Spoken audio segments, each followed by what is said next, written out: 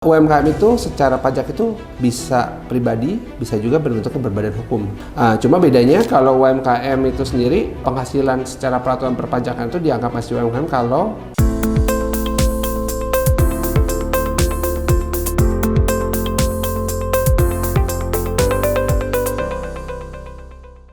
Oke, kita kembali lagi ke Trust Fashion Podcast. Jadi kita mau bahas lebih banyak nih di episode 2, kita mau bahas lebih banyak soal UMKM. Karena kemarin kita sempat denger ya dari Pak Dhani sendiri, CEO-nya Trust Fashion, di mana dia tuh punya visi atau mimpi untuk bisa membantu UMKM lah ya di Indonesia terutama ini kan, karena kita pondasi atau backbone-nya ekonomi Indonesia kan dari UMKM ya. Nah, kita bakal lebih banyak bahas soal UMKM dan kita langsung aja dengan Pak Dhani di sini sebagai CEO dari Trust Fashion, dan kita mau tanya nih Pak, sebenarnya kalau UMKM sendiri sama pribadi itu tuh sebenarnya ada bedanya nggak sih Pak terkait dengan laporan pajak, pembayaran pajak itu Pak? sebenarnya definisi UMKM itu sendiri mungkin mesti dilihat seperti ini. UMKM itu secara pajak itu bisa pribadi, bisa juga berbentuknya berbadan hukum. Jadi sebenarnya sama-sama UMKM. Cuma bedanya tadi kalau yang Johan bilang pribadi itu mungkin adalah orang-orang yang biasanya bekerja karyawan lah kebanyakan ya. Nah, sedangkan UMKM itu juga sebenarnya sama-sama orang pribadi. Secara NPWP, secara aturan pajaknya sama. Cuma perbedaannya adalah karena di Indonesia itu ya tadi yang kayak Johan bilang itu sangat berbackbone pada UMKM. Makanya pemerintah itu punya aturan khusus untuk UMKM terutama dalam hal pajak gitu.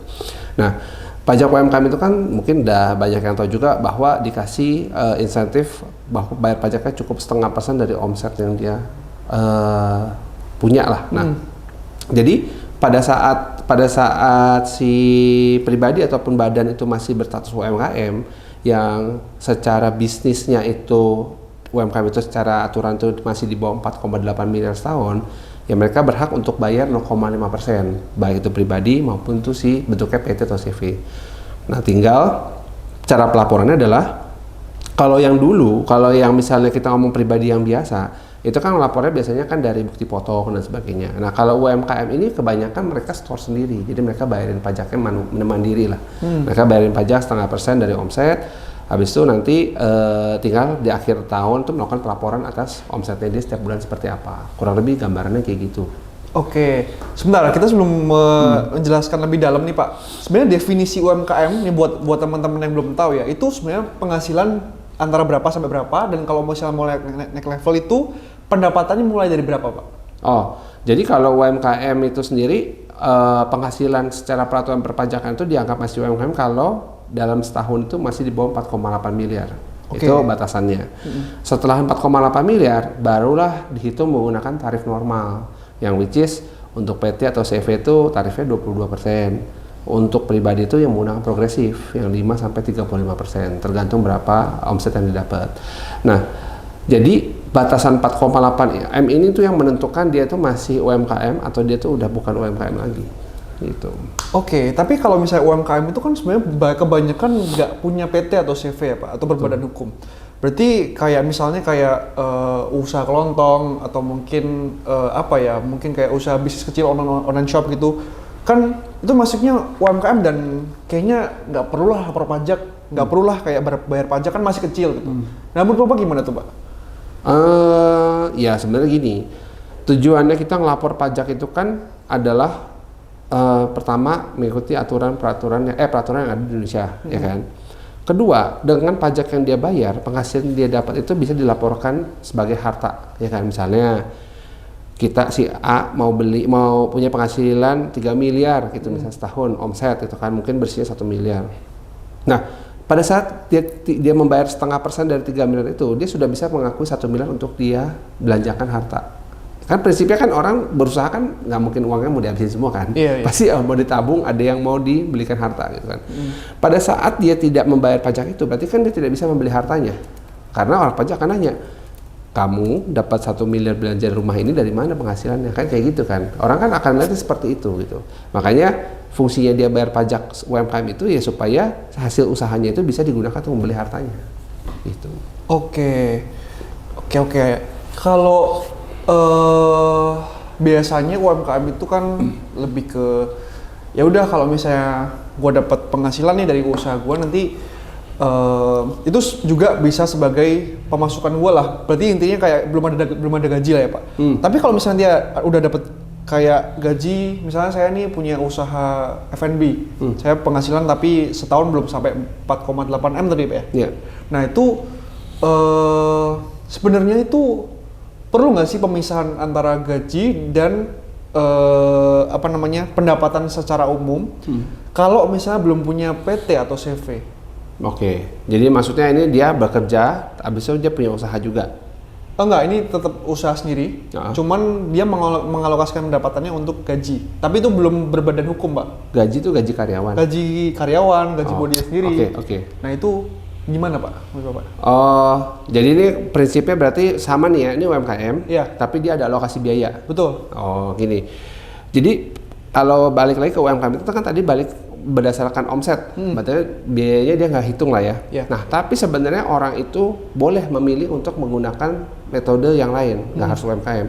Misalnya dia mau menggunakan metode pembukuan, atau dia mau menggunakan metode pencatatan tapi menggunakan norma. Nah, kalau dia memperhitungkan dengan cara biaya-biaya operasional dia perhitungkan sebagai pengurang pajak, berarti dia harus mendaftarkan si pelaporannya itu dengan cara melakukan pembukuan. Jadi walaupun dia orang pribadi boleh melakukan pembukuan. Jadi nanti dia dengan pembukuan itu dia akan melaporkan penghasilan berapa, biaya operasional berapa tuh, gaji karyawan, biaya operasional lain-lain, dikurang dapatlah untungnya berapa. Nah dari untung itu nanti dia akan menggunakan tarif yang progresif. Oh, dari 5 sampai 35 dari untungnya dia berapa.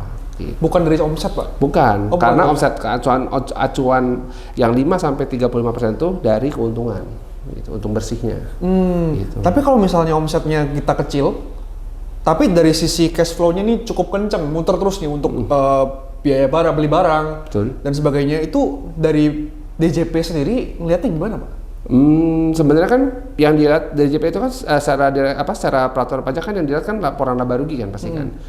Walaupun misalnya uangnya kenceng nih, ada beli, jual, terus belanja lagi, itu kan sebenarnya cash flow aja kan. Jadi kan ada untung dia belanja lagi, ada untung dia belanja lagi. Nah pada saat dia kan yang dilihat tetap adalah omsetnya. Omsetnya dia laporin berapa, modal barang berapa, untung kotornya berapa, dikurang sama biaya operasional jadilah untung bersih kan. Nah itu kan sebenarnya tergantung cara dia menyusun laporan keuangannya. Ya makanya kalau dia bisa menyajikan laporan keuangan, makanya dia akan menggunakan metode ini untuk mendapatkan pajak yang dia bayar tuh dihitung dari profitnya. Oh tadi back to yang pertanyaan sebelumnya Pak ya? Iya betul. Tapi dari sisi Bapak sendiri sebagai konsultan pajak kan punya banyak tuh klien UMKM dan ada yang udah teredukasi, ada yang belum ngerti juga gimana lapor pajak, makanya ada Bapak nih sebagai konsultannya nih.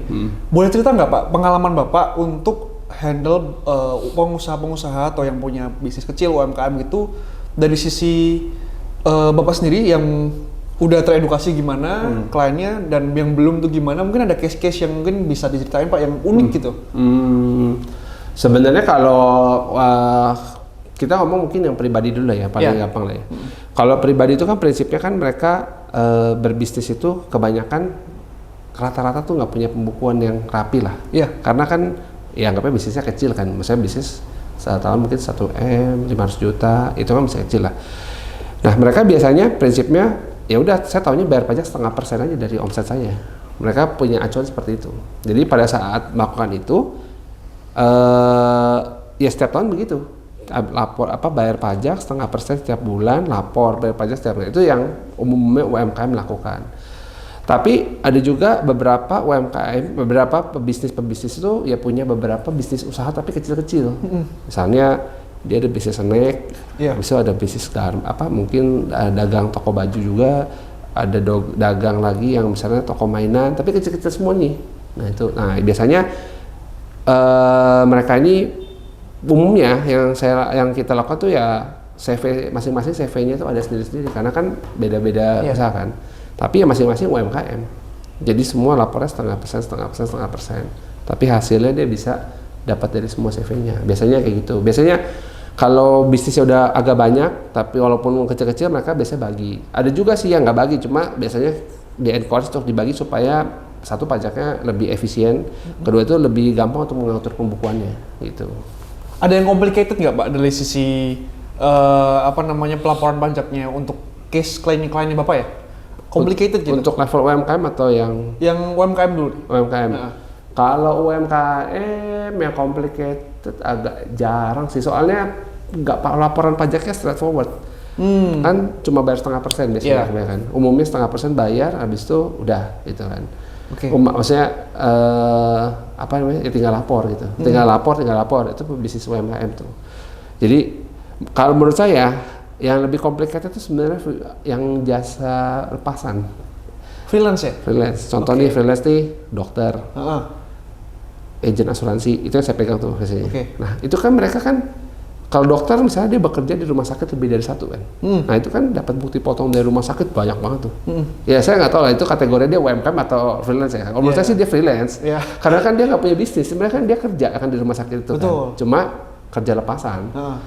Bukti potongnya banyak, habis itu mesti direkapin, nanti dihitung ulang, nanti ada kurang bayar berapa. Ya sebenarnya lebih kompleks itu daripada UMKM, karena UMKM taunya cuma bayar 0,5% doang. Gitu. Jadi kalau bisnis UMKM tuh menurut saya itu dibuat kemudahan dengan cara bayar pajak sekali satu single tarif tuh ya mereka ya happy juga sih, nggak usah pusing bayar pajak, nggak usah pusing soal pajak, yang penting bayar 0,5% gitu. Jadi kalau kerumitan di UMKM tuh menurut saya nggak terlalu gimana sih buat saya sih. Mungkin lebih rumit kalau mereka bisnisnya udah mulai agak banyak. Jadi kayak misalnya tadi saya cerita toko mainan satu CV apa, pokoknya dibuat masing-masing CV untuk satu masing-masing bisnis. Itu mulai mungkin agak rumit karena kan endingnya kan semua kan ke pribadi kan.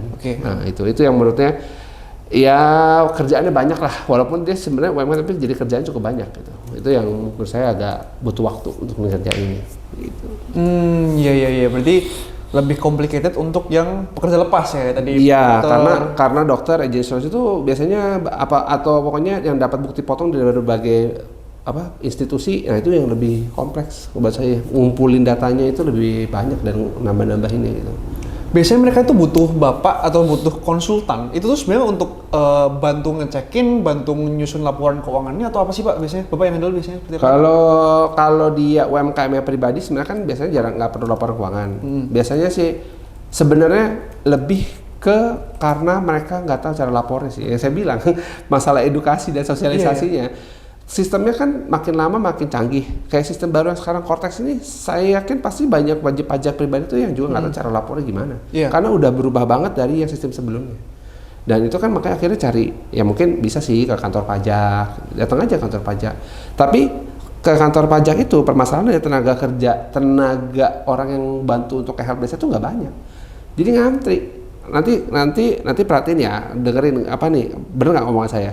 Di bulan 3, deket-deket sama akhir Maret, kantor pajak pasti kayak pasar.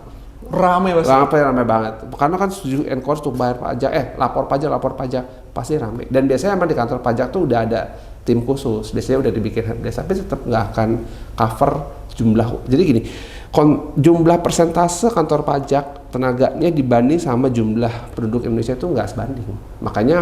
Makanya beberapa orang yang mungkin dengan harta tertentu levelnya itu menggunakan konsultan pajak ya untuk lebih ya udahlah, maksudnya nggak ngantri lah, kayak jalur prioritas lah gitu. Kalau konsultan pajak kan pasti kan nggak mungkin sebanyak jumlah kliennya, nggak mungkin sebanyak kantor pajak lah istilahnya. Kantor pajak kan satu Indonesia kan kasarnya kan.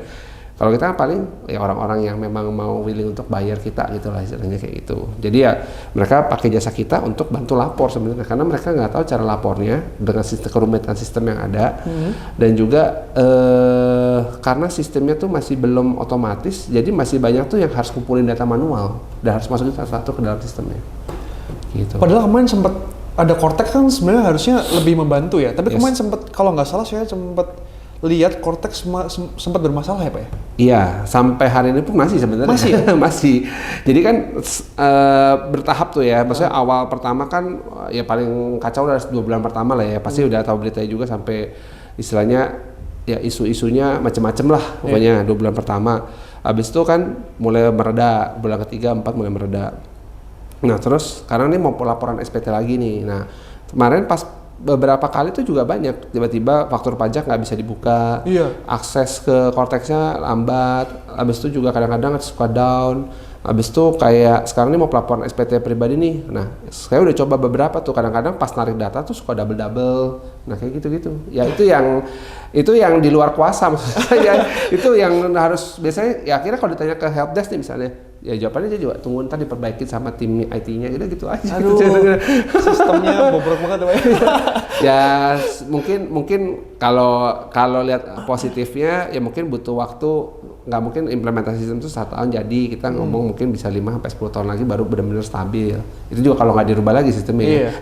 Iya makanya. Jadi intinya prinsipnya ya kita cuma bisa bergantung sama sistem ini untuk melakukan pelaporan saat ini. Jadi ya sabar-sabar aja sih, kalau yang ini sih kita udah nggak bisa gimana, udah nggak ada opsinya kan, soalnya kan emang harus wajib lapor di situ. Bener sih. Gitu. Nah tapi kalau misalnya dari klien-klien Bapak sendiri, itu kan biasanya udah mungkin berjalan usahanya beberapa tahun lah, baru masuk ke Bapak. Dan misalnya nih, kalau sebelum-sebelumnya mereka itu salah lapor, salah apa namanya, lapor lah selama bertahun-tahun. Itu tuh masih bisa benerin nggak sih Pak? Jadi gini, di pajak itu ada istilah pertama, jawaban pertanyaannya kan Anda bisa bener apa enggak, bisa, tapi ada beberapa ketentuan. Yang pertama, daluarsa pajak itu 5 tahun. Jadi kayak misalnya kan sekarang tahun 2026 ya, berarti pelapor yang bisa masih dibenerin itu tahun 2021 terakhir, 2021 yang di bawah 2021 berarti udah nggak bisa dibenerin. Karena dianggapnya udah daluarsa. Daluarsa itu istilahnya ya salah bener ya udah pokoknya terima, udah nggak ada yang dilakukan, orang pajak juga udah menganggap itu semua benar. Kedua, kalau misalnya pelaporannya ternyata lebih bayar atau nihil yang pembetulannya, nah itu nanti ada batasnya itu adalah 2 tahun sebelum daluarsa berakhir, karena kalimat di undang-undang kayak gitu, artinya ya cuma bisa 3 tahun ke belakang gitu yang bisa dilaporin, setelah itu nggak bisa. Terus prinsipnya berarti sebenarnya bisa dibetulkan tapi mengikuti aturan itu. Jadi selama itu memang mau ada yang dirapikan, ada yang kurang masuk bisa diperbaikin. Bisa ya. Tapi ada resikonya nggak Pak? Kalau misalnya nggak diperbaiki, baru tahu nih sekarang, ada resikonya nggak sih Pak sebenarnya? Kalau diperbaikin nggak apa-apa. Jadi kan di aturannya kan bilang bahwa selama belum ditemukan oleh Direktorat Jenderal Pajak tuh wajib pajak boleh memperbaikin. Tapi kalau misalnya udah ketahuan ya nggak boleh diperbaikin, kan udah ketahuan nih. Iya. Terus habis itu ternyata ini ada harta ini kamu nggak lapor. Nah itu yang menjadi potensi jadi temuan wajib Direktorat Jenderal Pajak untuk melakukan perbaikan. Gitu. Oke, sip. Berarti dari sisi UMKM kita udah ngerti lah. Tapi kalau dibandingin sama perusahaan-perusahaan yang mungkin udah menengah, udah perusahaan besar, bedanya apa sih Pak dalam pelaporan pajaknya? Selain itu ya, selain dari pendapatan yang berbeda, selain dari tiring pajaknya juga beda, itu ada perbedaan lain nggak Pak? Kan klien Bapak juga banyak ya, bervariasi ya. Kalau yang besar-besar ya? Kalau yang besar-besar mungkin skemanya udah lebih gimana caranya kita efisiensi sih. Jadi sebenarnya di pajak itu kan banyak hal-hal yang perlu dilihat dari sisi peraturan. Jadi kayak misalnya, ya mungkin saya ada istilah-istilah sedikit ya. Jadi misalnya contoh ada pajak yang sifatnya final non-final misalnya. Misalnya kalau misalnya perusahaan kontraktor, nah kontraktor kan sifatnya final. Nah sifat final itu berarti kan bayarnya misalnya 1,65% sekali atau 1,75% atau 2,65% itu bayar sekali bayar itu dari omset. Berarti semua biaya nggak diakuin. Atau ada juga yang menggunakan prinsip final non finalnya digabung. Jadi proret nih, ada yang finalnya tadi yang sekali bayar, ada yang non final tuh berdasarkan biaya-biaya yang diakuin. Jadi sebenarnya kalau udah level-level agak besar bisnisnya, udah agak teknis tuh permainannya, koreksi fiskal, mana yang dikoreksi, mana yang nggak dikoreksi. Habis itu juga mana biaya-biaya yang memang harusnya diakuin, yang harusnya tidak bisa diakuin kita mau akuin. Itu lebih ke teknis supaya dapat pajak yang paling maksimal, kurang lebih kayak gitu sih. Kalau udah levelnya agak corporate ya, kita ngomong ya kayak gitu. Biasanya permainannya bukan mengurangi pajak ya, tapi lebih ke menggunakan aturan-aturan yang ada, karena aturan baik banget ya, untuk bisa memaksimalkan pajak yang dibayar itu lebih efisien aja gitu. Oke, berarti ini soal aturan saya jadi kepikiran ya Pak. Ini kan kita ada pergantian menteri ya. Betul. Dari awalnya Bu Sri Mulyani, sekarang bergantian menjadi Pak Purbaya. Iya. Pengaruhnya apa Pak perbedaan menteri ini? Mungkin bisa jelasin dari objek Bapak ya? Kalau dari pandangan saya berarti ya, dari dari apa yang saya lihat Pak Bu Sri Mulyani dan Pak Purbaya ini, Kalau Bu Sri Mulyani itu lebih menekankan lebih ke fiskal. Jadi ke fiskal tuh lebih ke masalah pajak. Jadi penerimaan masukannya tuh dikejar sama dia. Kalau saya lihat ya. Jadi dia lebih memperhatikan rasio pajaknya tuh penerimaannya berapa persen dari total APBN gitu ya. Dia melihatnya lebih kayak gitu.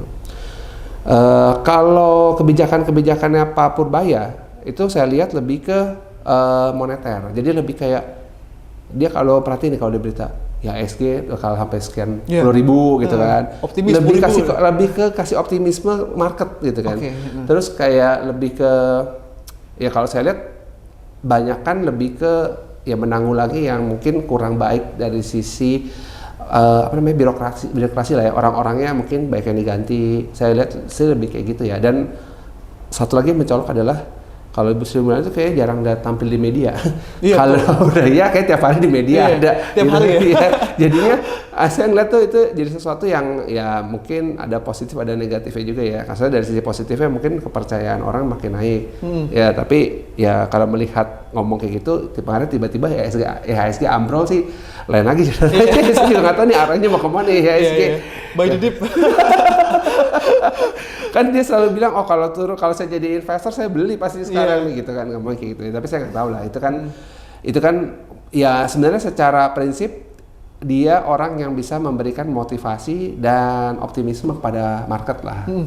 Tapi ya kalau ngomong pajak dia bukan orang fiskal. Jadi menurut saya kebijakan fiskalnya nggak gitu kelihatan. Kebanyakan dia di moneter yang istilahnya lebih ke pokoknya pertumbuhan ekonomi. Terus lebih ke gimana asing bisa tetap masuk ke sini gitu supaya bertumbuh. Jadi dia fokusnya lebih ke pertumbuhan ekonominya gitu.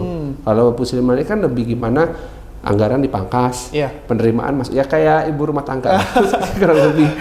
Beda ya ternyata cowok sama cewek. Iya, kalau yang ini kan agresif banget, kalau ini kan konservatif banget, gitu kan, kelihatan sisi-sisinya tuh beda banget. Nah, itu iya sih. Dia dengan keadaan Indonesia sekarang sih sebenarnya dua-duanya kalau secara kebijakan sih menurut saya bagus dua-duanya. Cuma ya saya nggak tahu dari sisi si Pak Purbaya ini strateginya endingnya gimana nih, karena sebenarnya secara prinsip kalau misalnya ekonomi sendiri ya saya pribadi ya. Yang perlu itu apa? Lapangan pekerjaan, keadaan Indonesia sekarang. Karena kalau semua orang di-push untuk cuma beli saham, berarti duitnya semua berputar di saham kan? Iya. Terus orang gimana caranya bekerja? Kalau misalnya contoh nih, anggaplah ya kita ekstrim nih. Oh ya udahlah, saya jual aja bisnis saya jadiin cash. All in sama saham. Terus mana orang yang mau bekerja? Kan istilahnya kan itu kan cuma untuk kepentingan orang-orang yang memang ya pebisnis, orang-orang yang ada uang. Tapi pada saat ini kan yang kita butuhkan adalah lapangan pekerjaan untuk orang-orang yang levelnya mungkin sekarang pengangguran lah. Pasti jika saya yakin pengangguran sekarang sangat tinggi banget. Karena kan berita-berita PHK itu kan dari tahun lalu ya. Betul. PHK-nya gila-gilaan, ada Sritex, ada Shopee lah, apalah macam-macam startup terutama lah itu kan banyak cut orang kan, even sampai tutup. Terus banyak pabrik-pabrik asing, terutama Jepang juga balik ke ini kan, balik ke negaranya. Jadi efeknya adalah menurut saya sekarang tuh yang kita butuhkan lapangan pekerjaan sih daripada suruh beli saham. Gitu ya, Be? Ya kalau mau bangun Indonesia ya saya bilang ya, kalau misalnya mau bangun IHSG sih ya bebas aja kalau misalnya itu menurut saya sih lebih ke situ sih. Karena jadi ada beberapa hal yang menurut saya kayak contoh nih ya. Uang APBN ya sekarang kan terutama BUMN itu kan sebagian besar sekarang disuruh taruh di Danantara. Betul. Terus Danantara buat apa? Buat contohnya buat beli saham di IHSG salah satunya ya, walaupun ada juga ya buat belanja yang lain. Terus nanti nih duit yang taruh di sini tuh buat apaan? Buat naikin market. Emang kalau naikin market orang jadi makan? Iya kan kagak. Iya sih. Kalau buat saya mendingan bikin lapangan pekerjaan buat orang-orang yang saat ini tuh butuh pekerjaan. Karena sekarang saya nggak tahu lah ya, saya jumlah angkanya saya nggak tahu, pasti pengangguran tinggi banget lah dibanding tahun-tahun sebelumnya. Saya yakin itu. Cuma nilai berapa saya nggak tahu. Karena gini, kalau ekonominya terus begini dan uang itu semua taruhnya di market, ditabung, nggak ada bikin bisnis baru. Ekonomi nggak bergerak ya Pak? Ekonomi pasti mati. Ya oke lah, IHSG bisa 10.000. Orangnya masih pada bisa makan nggak? Kalau nggak rusuh nanti itu kan istilahnya kan. Benar juga sih. Itu yang menurut saya mesti dipertimbangkan dari sisi kebijakan pemerintah yang sekarang gitu menurut saya. Oke. Kalau bisa alokasi dana itu dipikirkan untuk bisa membangun lapangan pekerjaan baru.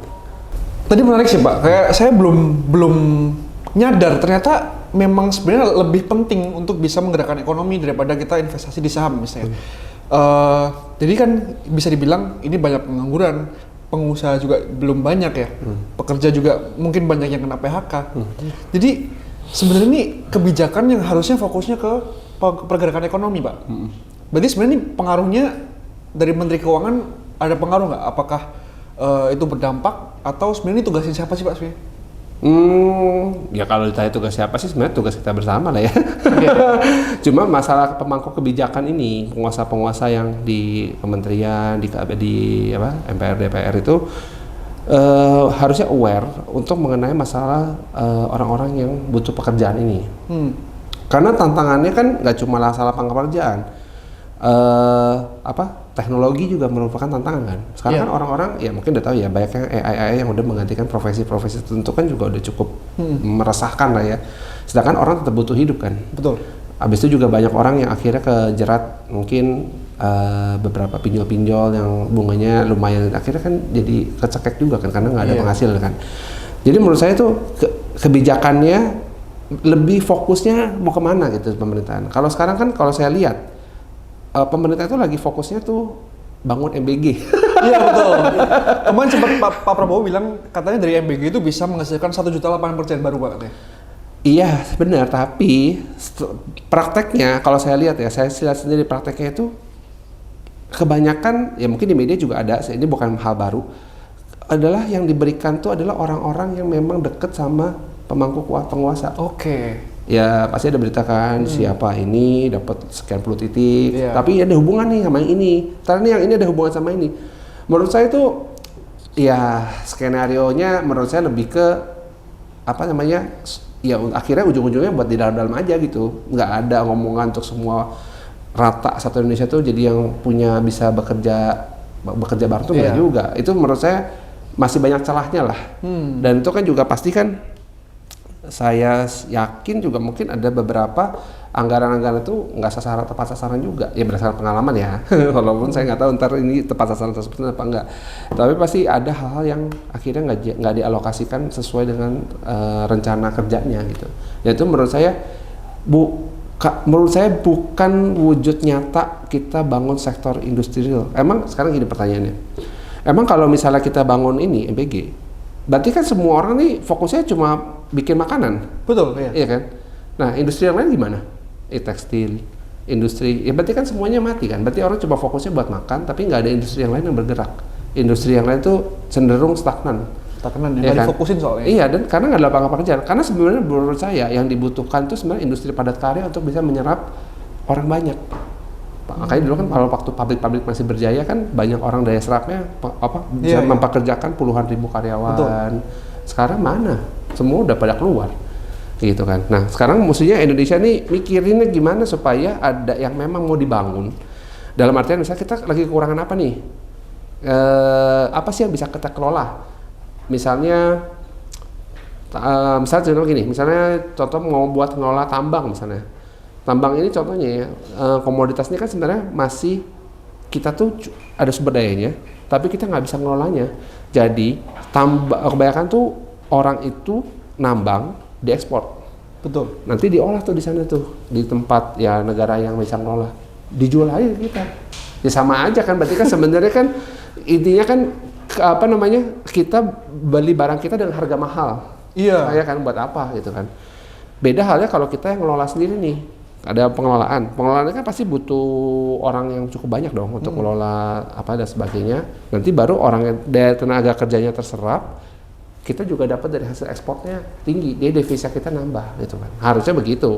Tapi saya nggak tahu di dalam politik kan mungkin ada satu dan dua hal yang memang akhirnya tidak dilakukan lah itu.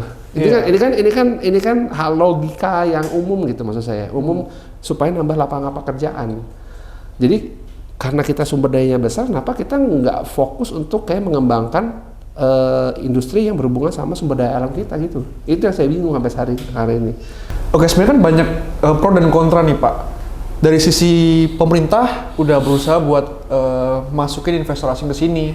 Kayak contohnya kemarin ada pabrik BYD di mana kemarin?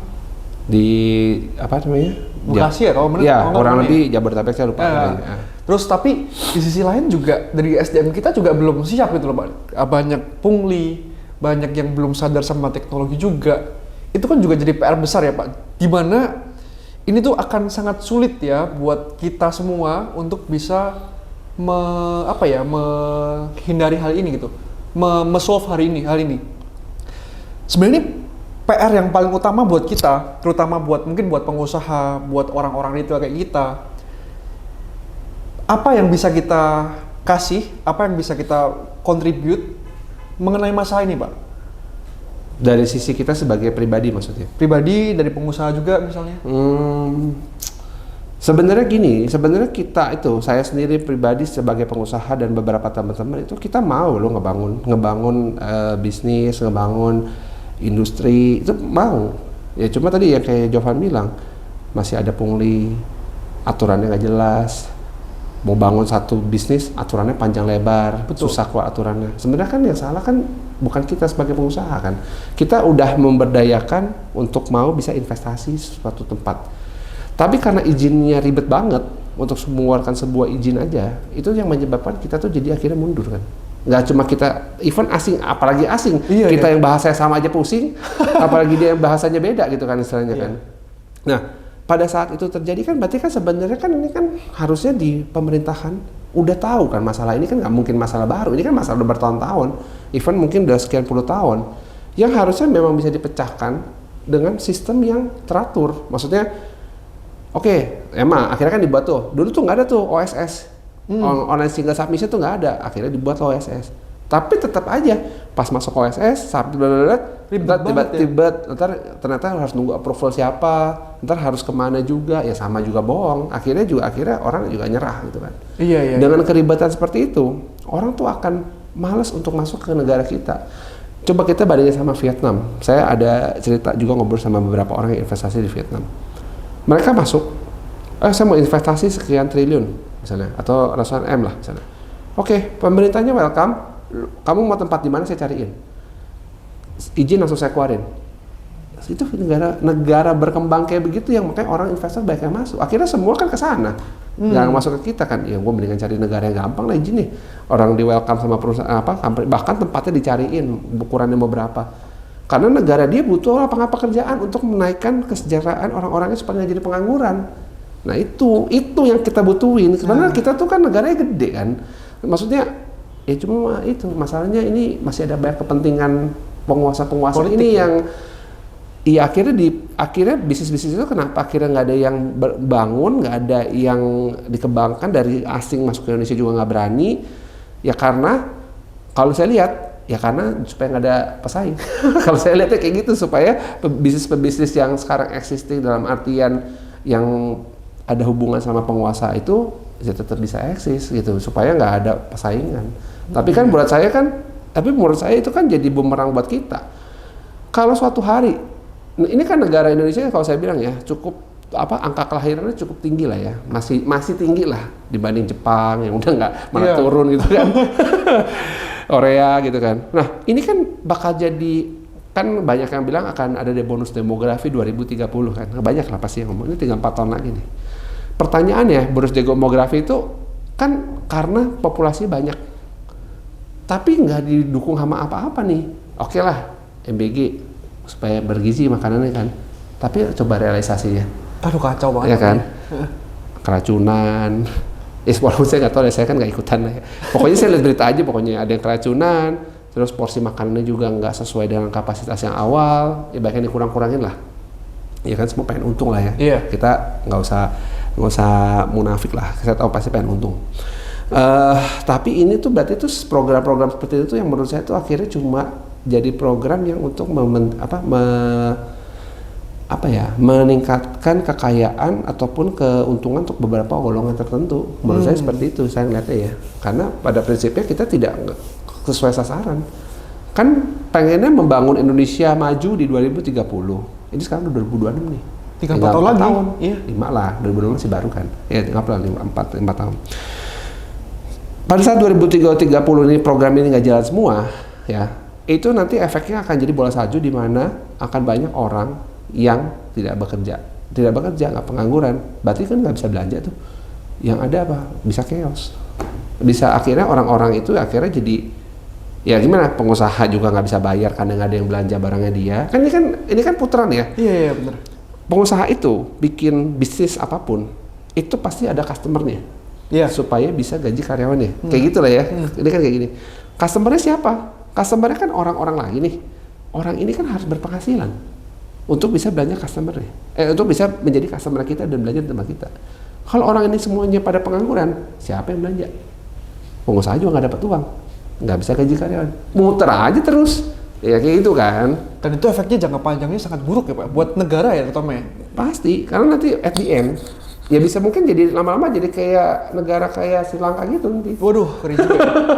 Ya karena mereka akhirnya nggak bisa makan, karena nggak ada penghasilan. Ya ini kan tinggal masalah pemerintahnya mau bagaimana, mau tetap begini atau enggak. Karena kalau saya lihat, sekarang tuh di pemerintah tuh jadinya banyaknya tuh, apa sih, orang-orang deket ya, yang tuh dikasih posisi-posisi tertentu. Tiba-tiba tuh sekarang tuh kalau lihat kabinet tuh, itu jumlahnya lebih banyak orangnya daripada kabinet yang pemerintahan sebelumnya. Betul. Kan ya? ada staf khusus kan sekarang. Iya. Yang nggak tahu siapa yang dicomot tapi jadi staf khusus. Habis itu direktur-direktur BUMN makin banyak. Itu yang saya lihat di mata. Maksudnya saya nggak tahu kalau yang nggak lihat di mata. Tapi menurut saya itu kan berarti kan anggaran APBN itu keserap ke sana semua buat gaji-gaji mereka ini. Rakyatnya nggak dapat apa-apa. Pengusaha dimintain terus. Pengusaha itu ya sekarang ini ya, mungkin ada yang tahu ada yang enggak gitu ya. Selalu terutama konglomerat kelas atas yang levelnya udah salah satunya 9 naga itu mereka selalu dimintain uang. Tapi dengan cara yang halus. Contoh. Kan kalau komoditas tuh biasanya setiap tahun tuh dibikin kuota. Kuota kamu boleh sekian ton. Oke. Sekian ton lah, itu ekspor kayak apa kayak pokoknya tontonannya berapa saya nggak gitu paham. Dengan beberapa kebijakan tuh mereka bisa mengubah ton yang tadinya misalnya ada berapa ton dia boleh ekspor dikurangin 1/5. Oke. Itu kan semua kebijakan. Iya. Iya kan? Oh kamu cuma bisa 1/5 nih tahun ini dengan alasan bla bla bla bla bla yang dikeluarkan sama salah satunya sebenarnya yang berdampak tuh SDM. Ya kan? Ya berarti kan dalam hal ini kan berarti kan pemerintah nih supaya ada obrolan nih. Gue mau naikin dong kuota gue, nggak bisa segini, nggak bisa hidup nih. Ada dong transaksi kan? Iya. Nah itulah yang dicari. Oh ternyata ada kayak gitu juga ya Pak? Ada. Nggak, sebenarnya baca di berita ada, cuma beritanya itu nggak banyak yang publish. Karena either nggak tahu saya nggak boleh karena dibayar atau apapun, tapi kalau dicari pasti muncul, misalnya cari kuota ya, atau izin beberapa izin pertambangan tuh ada yang di stop, contohnya ITMG, PTBA itu ada beberapa tempat tambang itu di stop, jadi yang dipertahankan tuh cuma bumi, nah gitu-gitu ada. Itu ada beritanya tapi nggak banyak, tapi kalau dicari tuh pelan-pelan ketemu pasti. Karena nggak ada yang karena either nggak boleh dipublish kan dengan cara media kan semua dibayar ya. Yeah. Ya udah ini lu kasih informasi tapi lu keep ya. Ini gua bayar. Ya itu kan cara-cara umum lah itu kan. Tapi itu yang terjadi saat ini. Jadi sekarang tuh pemerintah sedang bernegosiasi dengan para pengusaha. Ya pengusaha itu ya which is ya yang gede-gede ya, Pi? Yang gede-gede. Karena kan kalau yang kecil-kecil capek ya. Mendingan berhadapan 1 atau 2 orang tapi dapatnya banyak gitu kan. Iya benar sih. Dengan tujuan ya saya nggak tahu, kalau dari beberapa ngobrolan sama teman-teman mungkin ada sangkut pautnya sama politik yang nanti tahun 2029 mungkin ya. Wow. Nah, kan saya nggak tahu, ini kan obrolan teman-teman aja, saya sih nggak berani memvalidasi bener apa enggaknya, tapi ini cuma di obrolan kita aja. Tapi ada berita-beritanya ada yang tadi soal masalah izin, masalah itu ada, cuma memang beritanya nggak banyak. Karena sekarang kan fokusnya kemarin kan lagi Timothy Ronald, beritanya tenggelam yang lain. Habis itu IHSG, MSCI Iya, gitu. IHSG. Ya pokoknya kalau berita-berita kayak ini pasti untuk menenggelamkan isu-isu yang lain. Ini biasa gitu kalau di negara kita. Agak dipikir jurang kan ya Pak? Iya. Nanti kalau ada yang mau ada yang bahaya nih muncul nih, ntar muncul berita lain lagi. Iya, Jadi ada berita-berita gitu kan emang fungsinya kalau di sini kan begitu. Ya kita ini udah jadi rahasia umum lah ya Pak ya? Iya, udah banyak orang sebenarnya tahu. Cuma kan ya kayak beberapa aktivis-aktivis ya kayak si Irwan ya, Ferry Irwandi itu kan juga bersuara kadang-kadang dibungkam juga. Ya kita nggak tahu sih ya. Apa sih istilahnya saya di shadow ban ya? Ya mungkin ya. Iya kan, masa IG suka di shadow ban gitu kan. Ya. Iya itu berarti sebenarnya PR-nya kita banyak banget sih ya Pak, dari sisi pengusaha, dari sisi SDM sendiri, dari sisi pemerintah. Itu kalau misalnya menurut saya, kalau misalnya nggak bisa bersinergi, kayaknya kita nggak mungkin deh kita bisa jadi negara dengan ekonomi terbesar, salah satu terbesar di dunia ya, kayaknya nggak mungkin sih. Karena kalau saya lihat bonus demografi ini bisa jadi pedang bermata dua ya Pak. Ya? Bisa jadi bagus banget, bisa jadi kita juga hancur. Yeah. Karena tadi Pak bilang kan ya, ini efeknya efek bola salju, dan kalau misalnya kita nggak bisa mengantisipasi itu dari sisi pemerintah sendiri, kayaknya ya nggak tahu kita masa depannya kayak gimana ya. Iya betul. Nanti juga ya Pak ya? Kan kalau Javan sekarang udah berapa? 20-an ya? Berapa? 25-an. Berarti kan sekirang lebih mungkin masa-masa kejayaan itu di sekitar 10 tahun dari sekarang lah ya. Tapi pertanyaannya 10 tahun dari sekarang tuh apa yang terjadi di negara kita nggak tahu nih. Apakah Javan tuh akan ada sesuatu yang jadi wah gitu di 10 tahun lagi. Soalnya beda nih kalau zaman dulu sama zaman sekarang. Zaman dulu orang dagang pasti sukses. Pasti itu. Pasti.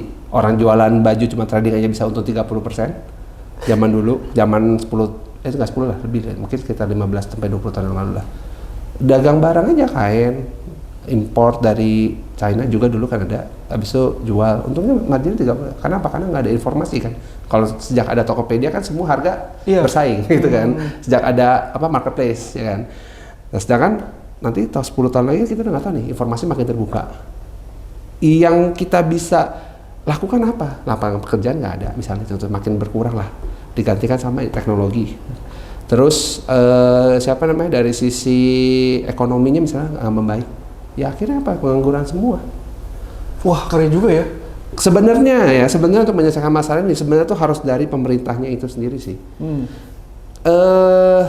Ini kalau misalnya mungkin baca sejarah gitu ya, salah satu merupakan pendobrak yang paling gila itu adalah dari negara China, itu paling kelihatan.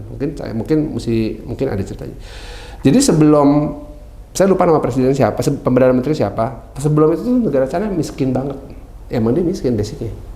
Setelah dia masuk, dia lakukan perubahan, semua pemerintahan itu dirapikan, dibersihkan, semua yang korup-korup semua tuh hilang. Negaranya langsung maju kayak sekarang. Cepet loh Pak majunya? Majunya tuh langsung eksponensial. Mereka tuh negara cepet banget karena emang pendidikannya kuat. Habis itu SDM-nya emang jadi dididik itu selalu kerja cepet. Mereka kan kalau misalnya lihat di mungkin TikTok banyak lah ya.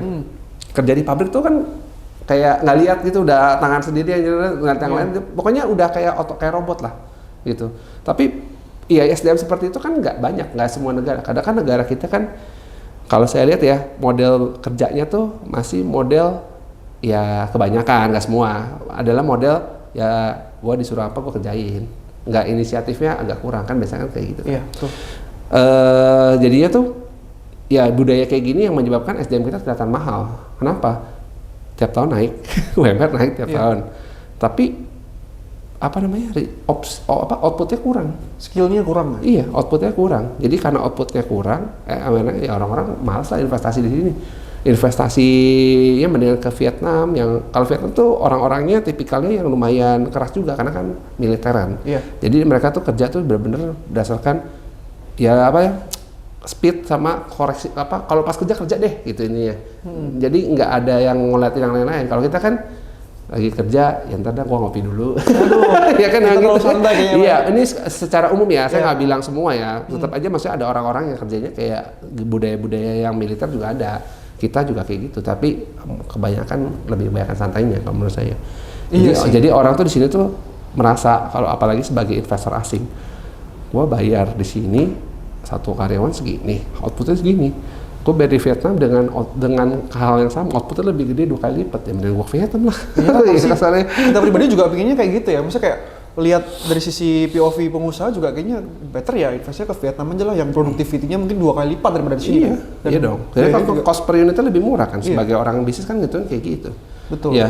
Sekarang kan yang harus diperbaiki apa? Ya sebenarnya itu start dari pemerintahnya dulu. Nggak usah jauh-jauh orangnya nih. Pemerintahnya itu gimana supaya bisa membangun Indonesia itu lebih baik. Dengan cara apa? Ya dengan cara edukasinya lebih jalan. Terus apa namanya? Ya maksud saya tuh kencangin di education dan juga dari sisi program-program pemerintah itu emang mendukung masyarakat gitu loh.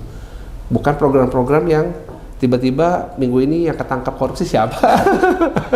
Aduh, saya juga sedih lihat banyak banget yang ketangkap korupsi Iya, akhirnya ini. iya, banyak kan sejak Banyak. pemerintahan baru sampai sekarang kan udah berapa orang kalau dihitung pakai jari mah lebih kali. Lebih. Iya. Iya sih itu jadi PR besarnya dari pemerintah sebenarnya. Iya. Tapi kalau misalnya nih Pak, dari sisi pribadi kita, mungkin yang orang-orang biasa lah ya, orang-orang detail, dari sisi pengusaha sendiri, sebenarnya apa sih yang bisa kita lakukan Pak untuk bisa setidaknya berkontribusi lah, atau kalau misalnya dari sisi pemerintahan belum support, apa sih yang harus kita lakukan sih Pak menurut Bapak? Kalau pengusaha sih kita kan sebenarnya supportnya buka lapangan pekerjaan baru dengan Iya. bisnis baru ya. Cuma yang balik lagi. Makanya kalau dengar pepatahnya mungkin sering dibilang sama Pak Ahok tuh ya. Kalau mau bisa sejahtera, kalau kamu mau kaya kamu harus jadi penguasa, itu benar. Karena pengusaha itu pasti dikendalikan penguasa. Kalah sama penguasa ya? Karena kan aturan dibuat sama penguasa. Misalnya contoh, tadi kamu bilang kita bisa ngapain? Oke lah kita bikin bisnis, bikin padat karya, pabrik tekstil. Besok pemerintah bilang yang boleh bikin pabrik tekstil cuma dari BUMN. Gimana coba? Iya Tuh bener dong. sih. Susah juga ya. Itu loh, Iya, iya. masalahnya tuh di situ yang kita takut sama orang asing takut masuk kita tuh karena tidak pastian peraturan itu berubah. Urusan komoditas apalagi sering berubah. Urusan industrial sering berubah. Ya maksudnya karena berubah-berubah itu yang menyebabkan kita tuh ya kita mau invest takut juga ya. Terus udah invest sekian miliar nggak boleh, akhirnya suruh stop. Mana dong? Bisa misalnya udah investasinya habis gitu ya. Itu yang makanya pengusaha juga akhirnya milih-milih untuk bikin bisnis. Even lokal ya, kita ngomong bisnis lokal ya. Ya itu. Jadi kita sih mau berusaha untuk bikin yang lebih baik, bikin lapangan pekerjaan baru mah pasti mau. Maksudnya supaya memutarkan ekonominya Betul. juga kan gitu kan. Tapi kalau misalnya ekonominya regulatornya begitu kan, ya udah baru bangun bisnis A, B, C besok suruh tutup. Aduh, nggak boleh izinnya dicabut. Iya, Ya bener juga udah susah lah. Ya kayak gitu-gitu yang maksudnya harus dipertimbangkan dari sisi pemerintah. Itu sih ya susah. Maksudnya bukannya gimana ya? Bukannya kita nggak mau, tapi kita nggak bisa. Karena kalau misalnya tiba-tiba izinnya ditutup, ya nggak bisa bikin bisnis ini. Yang boleh bikin ini cuma misalnya dikuasai sama BUMN, ya susah. Iya Gitu. sih. Kalau dari sisi pribadi gimana Pak? Dari pribadi kita sendiri sebagai rakyat biasa, harusnya kita ngapain dan apa yang harus kita lakukan itu? Kayaknya susah ya Pak ya?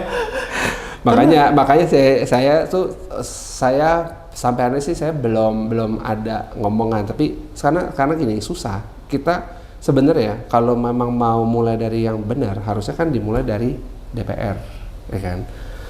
DPR RI itu kan sebagai pemangku kepentingan mewakili rakyat kan. Iya.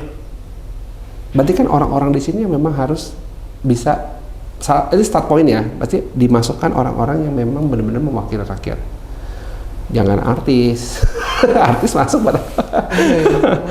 Nah maksud saya, kalau misalnya orang-orang DPR-nya benar, berarti kan kebijakan-kebijakan undang-undang yang akan disahkan itu juga harusnya adalah yang memang pro rakyat kan, bukan pro orang-orang tertentu atau golongan tertentu. Ini yang menurut saya start awalnya, makanya banyak orang-orang yang mau mengubah Indonesia itu pengen membuat DPR itu menjadi orang yang memang berpihak kepada rakyat lah, kurang lebih kayak gitu. Nah cuma sekarang permasalahannya kan ya di sini DPR kan juga politik lagi kan. Betul. Isinya parpol semua. Jarang lah DPR ada yang independen, mana ada, semua parpol. Ya baik lagi kepentingan parpol kan. Iya Gitu. sih. Jadi kalau saya pribadi ya kita cuma bisa bersuara, mengaspirasikan apa yang kita punya. Ya melewati media dan aktivis-aktivis yang memang udah punya channel. Ya kedua, ya kita cuma bisa melihat perubahan yang apa yang terjadi di masa depan. Pemerintah tuh dengerin nggak sih aktivis-aktivis tuh ngomong apa? Soal pasti yang tahun lalu yang sempat kerusuhan tuh, yang sampai ada perindas ojol kalau nggak salah. Itu kan sempat ada bahasan mau mengesahkan undang-undang perampasan aset, sampai hari ini juga nggak ada tuh pembahasannya, udah hilang aja sama berita. Aduh, oke. Mana tuh undang-undang perampasan aset juga udah nggak ada ceritanya, istilahnya udah tiba-tiba hilang dengan berita-berita yang lain kan. Berita-berita sekarang kan Timothy Ronald, terus ada lagi saya lihat baca tuh masalah penipuan yang kayak scam itu lagi dibahas. Media lari ke situ. Iya. Ya udah hilang aja kayak angin, terbang udah. Aduh. Nah itu yang di kita tuh hebatnya begitu. Hebat banget ya. Iya, pokoknya heboh bentar, habis itu hilang, ntar beritanya ada nongol yang lain lah. Hilang ini. Karena media bisa dibayar juga. Iya, ya emang media dapat dari situ. Iya, emang sih. Ya kita mah ini aja lah ya, sama-sama tahu aja. Iya, itulah. Tapi menurut saya bagi kita buat rakyat-rakyat biasa ya Pak, kayak mungkin saya juga anak muda juga yang belum banyak nih pengalaman soal di dunia bisnis, di dunia ekonomi. Mungkin yang bisa saya encourage juga buat teman-teman di sini ya, yang mungkin anak-anak muda juga bisa lihat.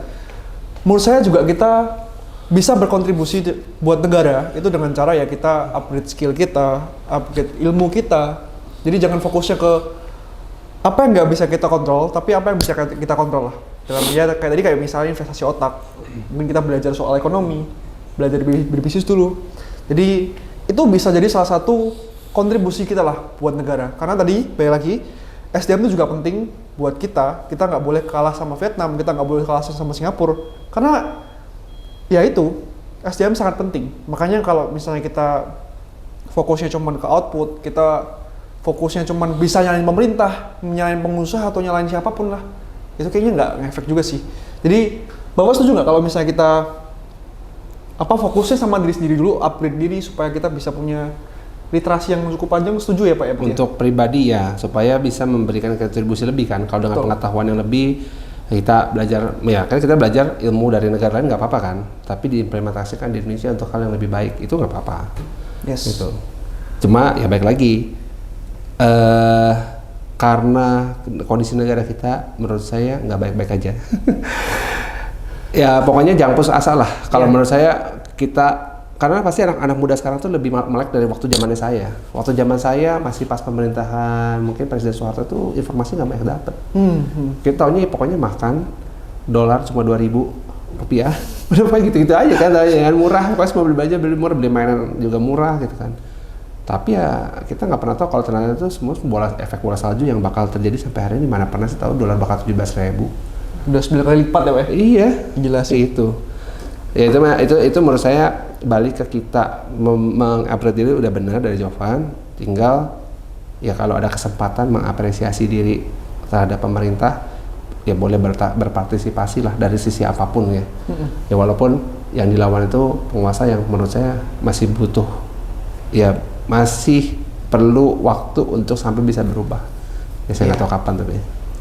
Ya hopefully cepat recover lah ya kita, negara kita. Karena negara kita menurut saya negara yang kaya, sumber daya alamnya kaya, sumber daya manusia yang kaya. Betul. Pemanfaatannya yang nggak dilakukan. Itu sayang sekali sih. Oke, paling itu aja yang kita bakal bahas hari ini. Tapi tenang, minggu depan atau mungkin di next episode kita bakal bahas lebih banyak soal investasi. Karena tadi sempat disinggung sama Pak Dani juga terkait dengan IHSG, investasi dan sebagainya lah. Oke, terima kasih buat waktunya Pak. Ya, udah diedukasi buat kita juga. Jadi see you on the next episode. Bye.